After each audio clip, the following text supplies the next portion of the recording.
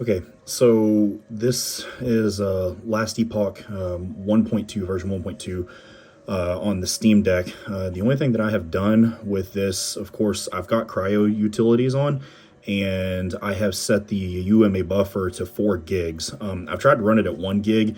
The game hellaciously throttles, so you do need to do the 4 gig UMA. Outside of that, I'd seen a few people test this, but they only test it at the very beginning of the campaign.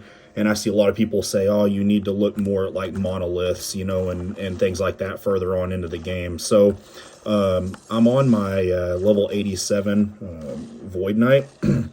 I've put the frames at 45 just to go through this, guys. I literally have it set to very low settings. The master quality here is set at very low. Okay, everything else it's just as low as it can get. I've got TAA running. I've tested TAA, FXAA, SMA, and off. It doesn't really seem to make a difference. So I'll run through. This is an empowered Monolith at 100 because, again, everybody's been kind of asking, hey, what's it doing monoliths?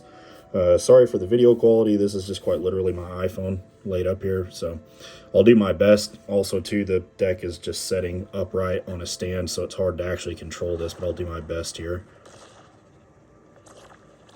I put it at 45. It does dip. Obviously, you get into some spots, but it is playable. I would say that if you wanted more of like a quote-unquote locked performance, you would definitely want to do like 30 FPS. Very, very rarely do I see it dip below 30. It does happen. Like right now, you see 28s, 29s, but that's about it. For the most part, it stays above that, but 30 would probably be a good thing to do. Of course, too, I've got this Phoenix running, which makes it even worse.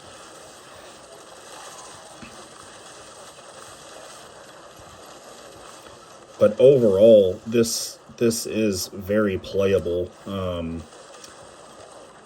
As far as Endgame is concerned, everybody wanted to see monoliths and like, what's it going to do? And to be honest with you, it really doesn't matter, campaign or not. The mob density, unless it just got absolutely overwhelmed the screen, you tend to hold like your mid 30s. So you can see we're dipping down and we're running that low end there.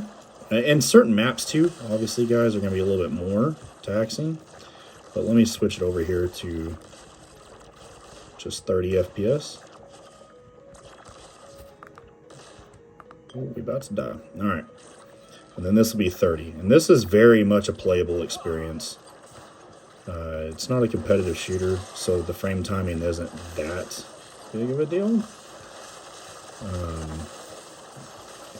Am I going to recommend to you to go run Uber Aberoth or something like that? Oh, like, obviously, if you're hardcore, I for sure would not. But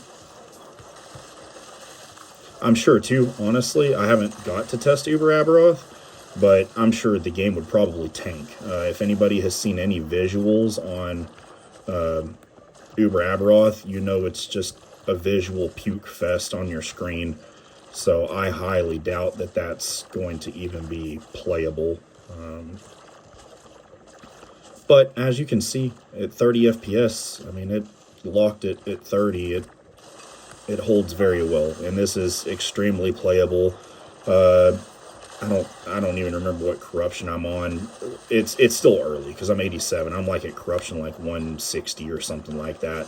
But this is a monolith. This is considered more of the quote-unquote end-game that everybody's been asking, how does it perform? Because the campaign is useless to look at. But again, I will say it again, the performance is just about the same through the campaign to monoliths. It really doesn't matter. I think it's more of like just being the Unity-based game. It doesn't seem to be very optimized.